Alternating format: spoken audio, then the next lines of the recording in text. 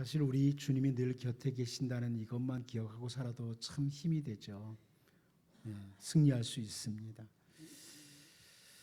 구약 성경 중에 가장 짧은 선지서가 우리가 오늘부터 살피게 될 오바댜입니다. 선지자 오바댜의 이름을 따라서 붙여진 명칭이라고 이렇게 봅니다. 근데 이 오바댜가 언제 기록됐느냐 하는 것에 대해서는 학자들의 다양한 주장이 있습니다. 에돔이란 나라가 유다가 패망했을 때 그것을 기뻐하는 것을 지적하죠. 이 오바댜에 보면 유다가 패망하니까 그걸 기뻐하는 했던 것 이걸 지적하는 게 나오니까 이 오바댜서는 그 바벨론 포로 이후 아닌가? 바벨론 포로 이후에 기록된 것으로 보는 학자들이 많이 있습니다. 그런데 이 성경을 편집하는 그 히브리 성경 편집자들이 오바댜를 아모스 바로 다음에 두었어요. 오바댜를 아모스 바로 다음에 둔 이것을 볼 때 이 오바댜가 언제 기록됐느냐? 남쪽 유다의 여호람 시대에 기록된 것으로 보는 것. 저도 여기에 따르는 것인데요. 그게 맞겠다. 그 여호람 시대로 보는 게 좋다. 그러면 그 유다가 침공을 당할 때, 유다가 패망하고 막 그럴 때 에돔이 기뻐했다는 것은 도대체 무슨 이야기냐? 남쪽 유다의 여호람 왕 때에 있었던 이 일에 대해서 역대하 21장 16절 17절을 보면 보이죠. 여호와께서 블레셋 사람들과 구스에서 가까운 아라비아 사람들의 마음을 격동시키사 여호람을 치게 하셨으므로 그들이 올라와서 유다를 침략하여 왕궁의 모든 재물과 그의 아들들과 아내들을 탈취하였으므로 막내 아들 여호아스 외에는 한 아들도 남지 아니하였더라. 이렇게 말씀을 하는 걸 볼 때 유다가 고통당할 때예요. 유다가 그 주변 국가로부터 고통을 당할 때 하나님의 징벌을 받을 때 에돔이 기뻐했다는 거예요. 에돔이란 나라. 선지자 오바댜가 이것을 기록할 때는 아마 여호람 왕 때가 아니겠는가 이렇게 본다는 말씀입니다. 근데 이 선지자 오바댜가 이 오바댜를 통해서 에돔에 대해서 경고를 하죠. 교만한 에돔, 멸망당할 그 에돔에 대해서 선포하고 있습니다. 우리가 에돔에 대해서 그 심판을 경고하는 이 메시지라는 것을 기억하고 이제 오늘부터 오바댜서를 좀 읽으면서 주일 오후 예배 때 우리를 좀 돌아보고 기도하는 주의 백성들로 우리가 설 수 있기를 원합니다. 첫 번째로 제가 오늘 본문에서 보고 싶은 것은 비전을 가진 오바댜라는 겁니다. 비전을 가진 오바댜. 우리 본문 1절 다시 한번 읽어보도록 하겠습니다. 같이 봅니다. 시작. 오바댜의 묵시라 주 여호와께서 에돔에 대하여 이와 같이 말씀하시니라. 우리가 여호와께로 말미암아 소식을 들었나니 곧 사자가 나라들 가운데 보내심을 받고 이르기를 너희는 일어날지어다 우리가 일어나서 그와 싸우자 하는 것이니라. 먼저 이 1절 말씀을 히브리어 성경으로 직접 보면 가장 먼저 나오는 단어가 우리 성경 번역의 묵시라는 단어입니다. 묵시. 묵시라는 이 단어는 히브리어로 하면 하존이라고 합니다. 하존. 제가 자주 언급을 했던 단어 중에 하나죠. 히브리어 단어 중에 참 중요한 단어 중에 하나가 바로 하존입니다. 하존. 이 하존이라는 단어인데 저는 이 하존이라는 단어를 가장 적절한 번역은 비전이라고 봅니다. 하존이라는 단어는 비전이라고, 영어의 비전이라고 보는 것이 가장 좋은 번역이라고 봅니다. 그러니까 잠언 29장 18절 말씀을 보면 여러분 잘 아는 말씀이 있죠. 묵시가 없으면 백성이 방자히 행하거니와 율법을 지키는 자는 복이 있느니라 이런 표현이 나오는데 여기 묵시라는 단어도 같은 단어 하존이라는 단어입니다. 이 묵시라는 하존이라는 단어가 율법이라고 하는 단어와 비교해서 같이 나오는 것을 볼 때 묵시가 없으면 백성이 방자에 행한다. 그러나 율법을 지키면 복이 있다. 이렇게 딱 비교해서 나오는 걸 볼 때 묵시라는 이 단어, 이 비전이라는 하존이라는 단어는 결코 단순한 환상과 같은 이런 의미가 아니라는 것을 확인하게 됩니다. 가끔 사람들이 내 묵시 받았다고. 근데 이 묵시가 그렇게 무슨 졸다가 뭐 이렇게 보는 환상으로 이렇게 오해하는 사람들이 있어요. 그런데 하존이라는 단어는 그런 의미의 단어가 아니다. 이 하존이라는 단어는 한마디로 말하면 비전이다. 비전. 하나님이 주시는 비전이거든. 저는 성경에서 정말 비전의 사람 하면 다니엘로 봅니다. 제가 난예배 때도 조금 말씀드렸지만 이 젊은 나이에 바벨론 포로지에 끌려와서 한평생 포로지에서 살았던 사람, 그 다니엘은 한마디로 말하면 하존의 사람, 비전의 사람, 하존을 가지고 살았던 사람, 비전을 가지고 살았던 사람. 그 하나님이 주시는 하존, 그 비전이 있었기에 다니엘은 비록 포로지에서도 아주 당당하게 하나님의 백성으로 살 수 있었던 겁니다. 여러분, 이 하존이라는, 비전이라는 말은 야망이라는 단어하고 달라요. 내가 이렇게 됐으면 좋겠다 하는 야망과 같은 단어가 아니에요. 이 비전, 하존은 절대적으로 하나님이 주시는 겁니다. 하나님이 주시는 것을 하존이라고 이렇게 말해요. 내가 갖고 싶어서가 아니라 하나님이 주신 하존. 이게 하나님의 말씀과 어울려져 있는 거죠. 말씀을 통해서 가지는 비전, 이것을 하존이라고 말할 수 있어요. 이 하나님이 주신 하존, 이 비전이 없는 사람, 하나님이 주신 비전이 없는 사람은 거짓 망상이나 헛된 야망에 사로잡혀 살 때가 많습니다. 거짓 망상에 사로잡혀요.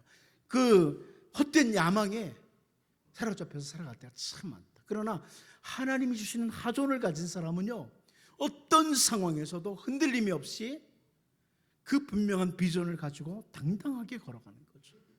그게 하존이에요.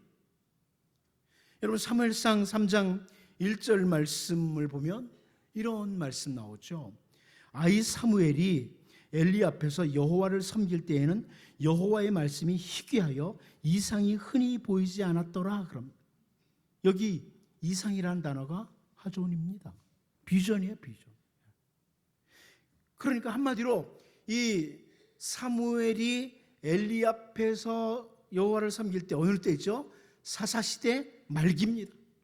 이스라엘이 하나님을 놓치고 계속 넘어지던 그런 사사시대 말기, 그때에는 하존이 없는 시대였다. 한마디로 하나님의 말씀이 희귀했다. 그리고 하존이 없는 시대였다. 이렇게 설명을 합니다. 하나님이 주시는 비전이 없는 시대였다는 겁니다. 그냥 뭐 먹을 거 있으면 되는 대로 먹고 자기네들 배부르고 자기네들 등 따뜻하면 끝이고 그렇게 살았던 시대였다는 거죠. 여기서 우리가 볼 수 있는 게 뭐예요? 말씀과 이 하존이 또 맞물려 있는 거예요. 하나님의 말씀과 하존은 맞물려서 나와요. 하나님의 말씀을 통해 우리에게 하존을 주시는 거죠. 비전을 주시는 거예요. 여호와의 말씀이 희귀하여 이상이, 비전이, 하존이 흔히 보이지 않았더라.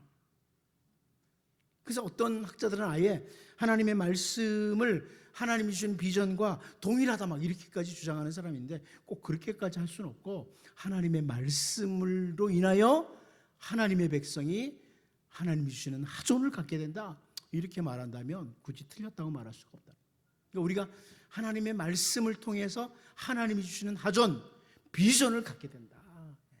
그러니까 여러분이 말씀을 가까이 해야 될 이유 중에 하나이기도 합니다. 하나님의 말씀을 통해서 내게 하나님은 하존을 주신다, 비전을 주신다. 하나님의 말씀을 놓쳐버리면, 비전이 없으면 우리 어때요? 늘 눈앞에 있는 현실을 가지고 아웅다웅하고 싸우고 막 이렇게 살아요. 그러나 똑같이 신앙생활하는 사람 중에 하나님이 주신 하존이 있는 사람은요, 생각이 다르고 언어가 다른 거죠. 하존 없이 그냥 사는 사람은 눈앞에 있는 현실 이것만 바라보고 막 아웅다웅합니다. 그러나 하나님이 주신 하존을 가진 사람은 멀리 바라보는 거죠. 하나님이 이루어내실, 하나님이 이끌고 가실, 하나님께서 마침내 성취하실 그것을 바라보는 겁니다. 아무튼 오늘 본문 1절에서 오바댜의 묵시라, 오바댜가 받은 하존이라, 오바댜가 받은 비전이라, 이 말씀이 제일 앞에 나오고 있어요. 히브리어 단어로는 물론 하존이 먼저 나오고요, 그 뒤에 오바댜가 나옵니다. 이 세상에 살아가는 동안에 거짓 망상이나 헛된 양망, 혹은 눈앞에 있는 현실만 바라보면서 어쩔 줄 모르고 아웅다웅 살아가는 이런 어리석은 자가 아니라 늘 기도할 때 하나님, 제게도 하존을 주옵소서, 제게 비전을 주옵소서, 기도해야 될 필요가 있는 거죠. 특별히 여러분, 그 이스라엘의 젊은이를 가리켜서 히브리어로 바후르라고 하는 단어를 사용합니다. 이 바후르는 어떤 의미에서는 정확히 풀어서 번역한다면 하나님이 주신 하존을 가진 젊은이를 가리켜요. 여러분 잘 알죠? 선지자 요엘을 통해서 너희 젊은이는 뭐 꿈을 꿀 것이며, 이게 하존이에요. 너희 젊은 사람들은 하나님이 주시는 비전이 있을 것이고, 이런 말씀이거든요. 하나님이 주시는 비전, 하존을 가진 게 바로 바후르. 이 바후르라는 청년이라는 단어는요, 선택받은 젊은이라는 의미를 사실 많이 가지고 있어요. 하나님의 그 특별한 선택을 받은 백성들은 사실 앞길이 캄캄해 보여도 하존을 가지고 있는 거예요. 비전을 가지고 있는 거예요. 이게 하나님의 백성이에요. 사실 우리 한번 다시 돌아봐야 돼요. 오바댜의 하존이라 그런다면 나는 지금 하나님이 주신 하존을 가지고 살아가느냐? 그 비전, 분명히 하나님이 주신 비전을 가지고 살아가느냐? 아니면 거짓된 망상이나 헛된 야망에 사로잡혀서 현실에 딱 매여서 살아가느냐? 돌아보셔야 돼요. 우리를 자꾸 하나님이 주신 하존에서 놓치게 하는 것이 사단의 역할이에요. 하나님이 주신 하존을 바라보지 못하고 지금 현실이 그렇잖아, 지금 이런 문제가 있잖아, 뭐 이렇게 만드는 게 사단의 유혹이다. 이 말씀을 보면서, 그 오바댜의 하존이라 이 말씀을 보면서 정말 하나님의 말씀을 가까이 하고 주님의 말씀이 내게 왕성한 가운데서 하나님이 주시는 분명한 비전, 그 하존이 있는 그런 주의 백성들로 살아갈 수 있기를 바랍니다. 두 번째로 저는 오늘 본문에서 이스라엘의 하나님은 어떤 분이냐, 이 부분을 좀 보고 싶은 겁니다. 이스라엘의 하나님은, 다시 본문 1절을 같이 한번 읽어보도록 하겠습니다. 같이 봅니다. 시작. 오바댜의 묵시라, 주 여호와께서 에돔에 대하여 이와 같이 말씀하시니라. 우리가 여호와께로 말미암아 소식을 들었나니 곧 사자가 나라들 가운데 보내심을 받고 이르기를 너희는 일어날지어다 우리가 일어나서 그와 싸우자 하는 것이니라. 여러분, 이 말씀을 보면서 먼저 한번 북이스라엘의 역사 가운데 아합의 시대에 있었던 이걸 잘 우리 한번 살펴보고 싶은데, 그 아합 왕 시대에 아람과 전쟁이 자주 있었어요. 아람이라는 나라와 자주 싸움이 있었는데, 아람이 북이스라엘에게 패배한 후에, 우리가 앞전에 살펴봤던 내용인데 열왕기상에서요, 열왕기상 20장 23절을 보면요, 이런 표현을 합니다. 아람이 이스라엘에게 패한 후에 하는 말, 아람 왕의 신하들이 왕께 아뢰되 그들의 신은 산의 신이므로 그들이 우리보다 강하였거니와 우리가 만일 평지에서 그들과 싸우면 반드시 그들보다 강할지라, 이런 표현을 합니다. 기억나시죠? 지난번 싸움에 그 이스라엘과 싸울 때 그때는 산에서 싸웠지 않느냐. 가만히 분석을 해보니까 이스라엘의 하나님은 산의 신이로구나, 산을 주관하는 신이네, 그렇게 판단을 한 거예요. 아람의 그 왕의 신하들이 하나님을 완전히 오해한 그런 신하들의 판단과 말이죠. 하나님은 산에서 하면 활동 잘하시고 능력 있는 신, 이 정도로. 히스기야 왕 때예요. 히스기야 왕 때에 아수르가 공격을 해왔습니다. 근데 그 아수르의 그 랍사게가 했던 말이 열왕기하 18장 33절에 이런 말이 나와요. 민족의 신들 중에 어느 한 신이 그의 땅을 아수르 왕의 손에서 건진 자가 있느냐, 이렇게 큰 소리를 칩니다. 각 나라마다 섬기는 신들이 있잖아요. 그 당시에 이제 다 그렇잖아요. 각 나라마다 섬기는 신들이 있는데 그 신들 중에 자기 나라를 아수르의 손에서, 우리 아수르의 손에서 건진 신이 있느냐? 어떤 신도 우리 아수르의 손에서 건진 적이 없다. 그런 신은 없다. 이렇게 말을 합니다. 그리고 이어서 구체적으로요, 이 랍사게가 열왕기하 18장 34절에 뭐라고 그러냐면, 하맛과 아르밧의 신들이 어디 있으며 스발와임과 헤나와 아와의 신들이 어디 있느냐? 그들이 사마리아를 내 손에서 건졌느냐? 이렇게 구체적으로 어떤 신들도 아수르의 공격을 막아준 신은 없다. 당시에 여러분 잘 아는 것처럼 아수르는 우리가 학교에서 배운 아시리아 아닙니까? 아시리아. 이 아시리아 대제국, 그 아시리아 대제국이 막 점령해 나갈 때예요. 그 어떤 나라도 우리 앞에 다 굴복했다. 그러면서 그 나라에 신들이 있었는데 어떤 신이 아수르의 손에서 건진 적이 있느냐? 이렇게 말하죠. 그리고 이제 결론적으로 아수르의 랍사게가 열왕기하 18장 35절에서 뭐라고 그러냐면, 민족의 모든 신들 중에 누가 그의 땅을 내 손에서 건졌기에, 그 다음에 뭐라고 합니까? 여호와가, 이스라엘의 신이라고 하는 여호와가 예루살렘을 내 손에서 건지겠느냐 하셨느니라. 여기까지 나간 게 실수죠. 이 랍사게가 여호와 하나님을 가리켜서, 이스라엘의 하나님을 가리켜서 이스라엘 민족의 신 정도로 생각합니다. 민족의 신 정도, 예루살렘이나 지켜주는 신 정도, 이렇게 생각을 한 것입니다. 그런데 오늘 본문을, 오늘 오바댜 이 본문을요, 쉬운 성경으로 보면 이렇게 번역해 줬어요. 쉬운 성경을 보면, 이것은 오바댜가 받은 계시입니다. 주 여호와께서 에돔에 관해 이렇게 말씀하셨다. 여호와께서 온 나라에 사자를 보내시며 일어나 에돔을 치러 가자라고 말씀하시는 것을 우리가 들었다. 무슨 말씀입니까? 이스라엘의 하나님이라고 하는 그 여호와 하나님은 온 나라에 사자를 보내시는 분이다. 이렇게 표현되고 있어요. 온 나라에, 모든 나라에 사자를 보내시는 분이다. 그리고 여기 보니까 에돔이라는 나라까지 그 하나님의 손에 있다는 것을 확인시켜주는 것이 오늘 1절이에요. 에돔도 하나님의 손에 있다. 별로 여러분 이렇게 깊게 안 봤습니까? 여러분 중에 보면 매일 북한이 우리 공격해오면 어떻게 해, 미사일로 치면 어떻게 하는데, 죄송하지만 북한도 하나님의 손에 있습니다. 하나님의 백성이 기도할 필요가 있는 거죠. 어떤 나라도 다 하나님의 손에 있어요. 이걸 보여주는 거예요. 여러분 지금 무엇 때문에 고민하시고 염려하십니까? 나라가 아니면 그 어떤 것, 그것이 물질이 될 수도 있고요, 그것이 건강이 될 수도 있고요. 그런데 이 말씀 속에서 볼 수 있는 게 뭐예요? 그 모든 것은 하나님의 손 안에 있다는 것, 그걸 보여주는 거죠.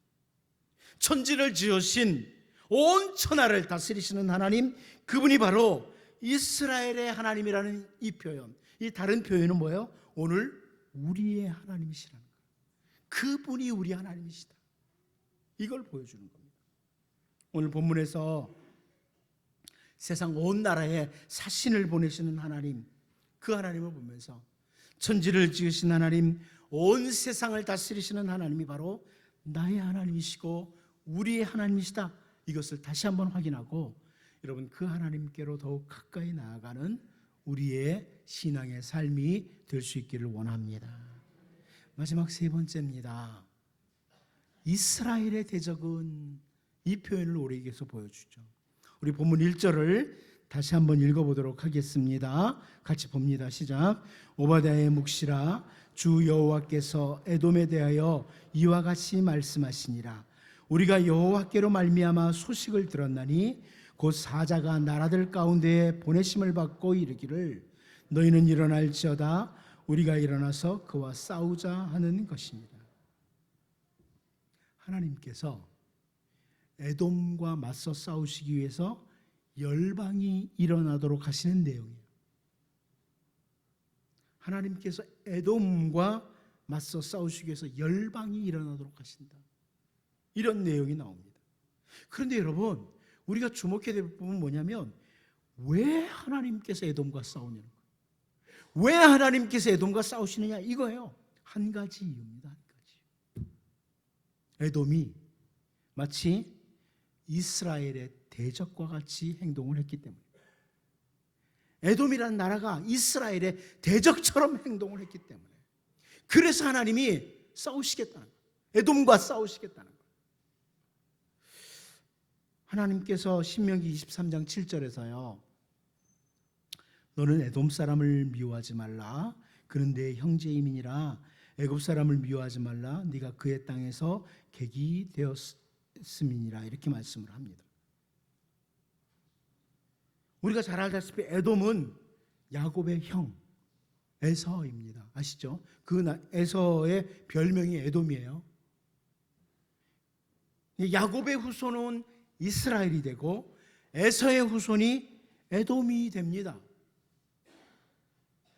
그러니까 하나님은 에돔은 형제다, 미워하지 말아라, 이렇게 말씀을 하세요. 그런데 약속의 땅을 향해 가던 모세와 이스라엘 백성들이 에돔 땅을 통과하겠다고 부탁을 하죠. 에돔 땅 통과만 하겠다.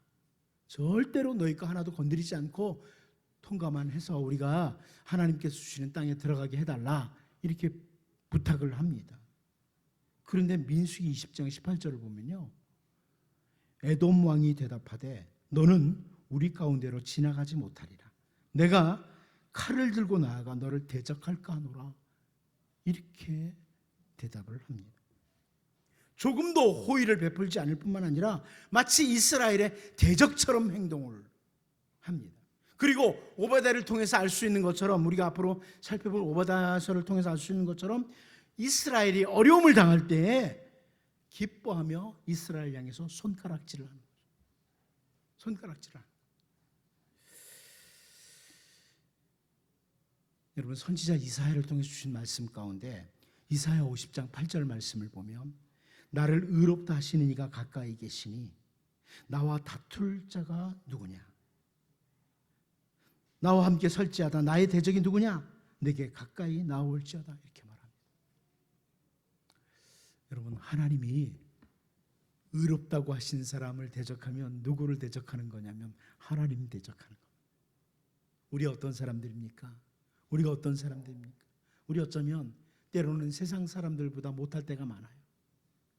어찌 보면 실수투성이요, 늘 넘어지고 죄에 빠져 있는 우리인데 아들 예수 그리스도를 통해서 우리를 죄 가운데서 건져주시고 아들 예수 그리스도를 통해서 우리를 바라보시면서 너는 의인이야, 우리를 향해 이렇게 바라보시는 거예요. 너는 내 자녀야, 이렇게 바라보시는 거죠. 그래서 성경에서 이스라엘을 대적하는 자는 이스라엘을 지키시는 자를 대적하는 것이다, 이렇게 설명합니다. 우리를 위해서 십자가에서 죽으시고 부활하신 후에 하늘에 오르신 우리 주 예수님은 오늘 우리를 위하시는 분이에요. 우리를 위하시는 분. 주님이 우리를 위하세요. 그래서 바울 사도는 로마서 8장 34절에서요, 누가 정죄하리요? 죽으실 뿐 아니라 다시 살아나신 이는 그리스도 예수시니 그는 하나님 우편에 계신 자요 우리를 위하여 간구하시는 자시니라. 이렇게 말씀을 합니다. 여러분, 하나님이 우리를 지켜주시는 분이십니다. 우리 오늘 예배 마치고 또 한 주간 살아가는 동안에 하나님은 우리를 곁에 계시면서 지켜주십니다. 하나님이 우리를 위해 주세요. 주님이 우리를 위해 주세요. 그러므로 이 말씀을 통해 확인할 수 있는 것은 나를 대적하는 자는 하나님이 대적자가 되시겠다고. 든든한 보호죠. 그러므로 세상에 살면서 굳이 주눅들 필요 없습니다. 남들보다 가진 것이 적고 남들보다 건강이 약하고 남들보다 모든 부분에서 부족해도 하나님이 우리를 지키세요. 하나님이 우리를 위해 주세요. 나를 대적하는 자는 하나님이 대적하시겠다고 이렇게 말씀해 주세요. 오바댜를 통해서 너희 에돔이 왜 택한 백성을 대적하느냐? 하나님이 대적자가 되신다. 이런 말씀을 주시는 거죠. 이 하나님께 언제나 감사의 기도 드리면서 세상에 사는 동안에 때로는 우리를 공격하는 골리앗이 당당하게 서서 우리를 이제라도 삼킬 것 같아도 주님이 우리를 위하심으로 당당하게 승리하며 한 주간 살 수 있기를 바랍니다. 이 시간 같이 한번 기도하겠습니다. 비전을